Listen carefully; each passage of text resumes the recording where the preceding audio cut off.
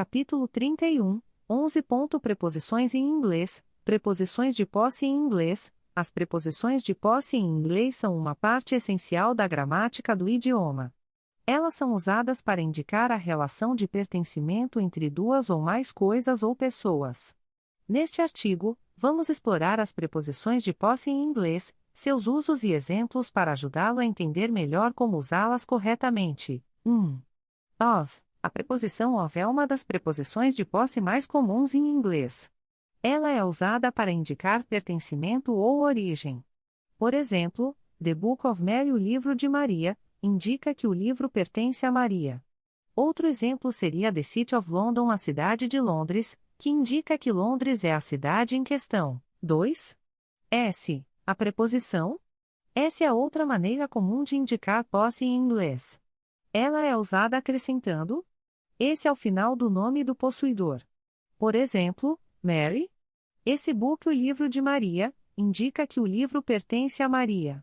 Outro exemplo seria London.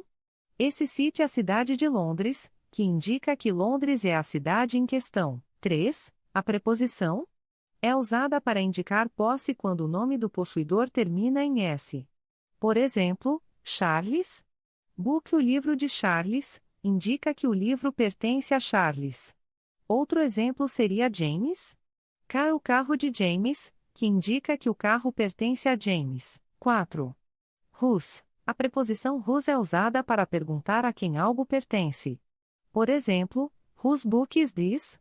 De quem é este livro? É uma pergunta sobre a quem o livro pertence. Outro exemplo seria Whose car is this? De quem é este carro? Que é uma pergunta sobre a quem o carro pertence. 5. His, her, its, our, their. Estas preposições de posse são usadas para indicar posse de acordo com o gênero e o número do possuidor. Por exemplo, his book, o livro dele, indica que o livro pertence a ele. Her car, o carro dela, indica que o carro pertence a ela. Its color, a cor dele /dela /isto, indica que a cor pertence a ele /dela /isto. Our house, nossa casa, indica que a casa pertence a nós.